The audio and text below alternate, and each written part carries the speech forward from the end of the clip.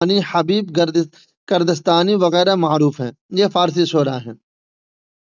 شیخ آزری کے بعد ان شعراء کا نام آتا ہے، اور فارسی میں سب سے پہلے جو ہے مرثیہ لکھنے والے شیخ آزری ہیں۔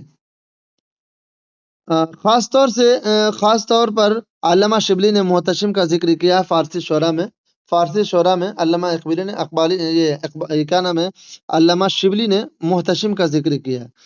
اردو میں مرثیہ دکن میں موجود صوفیہ کرام کے سرپرستی میں پروان چڑھا، بات آ گئی تھی۔ مرثیہ گوئی کے نقطۂ آغاز پر شاہ اشرف بیابانی کی مثنوی نوسرہار 909 ہجری یعنی 1503 میں لکھی گئی۔ اشرف بیابانی کے بعد شاہ برہان الدین جانم کا مرثیہ مشہور ہے۔ اشرف بیابانی کے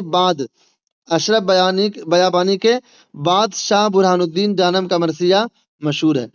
حضرت شاہ برہان الدین جانم حضرت شاہ راجو غواسی وجی نے دکنی میں مرثیہ لکھے۔ دکنی میں جن اہم شعراء کا نام ملتے ہیں ان میں محمد قلی قطب شاہ، عبداللہ قطب شاہ شاہی اور مرزا کے نام شامل ہیں۔ دکنی میں ابتدائی عہد میں تقریباً ہر قابل ذکر شاعر نے مرثیہ لکھا۔ نصیر الدین ہاشمی کے مطابق مغلوں کی آمد سے پہلے تک، نصیر الدین ہاشمی جو محقق ہیں، ان کے مطابق مغلوں کے آمد سے پہلے دکن میں مرثیہ نگاروں کے یہاں ان کا اصل مقصد حضرت حسین اور اہل بیت کا غم و علم تازہ کرنا اور ان کی یاد میں آنسو بہانا تھا۔ یہ ان کا اصل مقصد تھا، یعنی مغلوں کی آمد سے قبل دکن میں مرثیہ نگاروں کے یہاں جو اصل مقصد تھا مرثیہ کا، وہ حضرت حسین اور اہل بیت کا غم و علم تازہ کرنا اور ان کی یاد میں آنسو بہانا تھا۔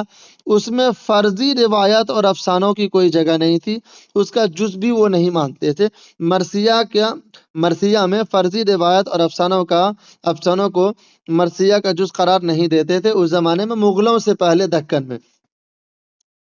مغلوں کے بعد والے دور میں ہاشم علی برہان پوری درگاہ کلی خاں کو ڈاکٹر مسیح الزمان نے خصوصیت سے ذکر کیا ہے۔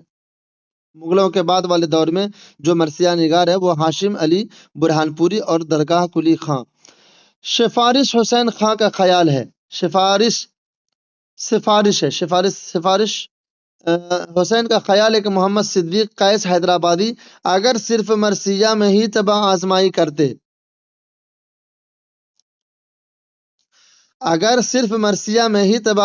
کرتے تو دکن میں بھی میر انیس پیدا ہو چکا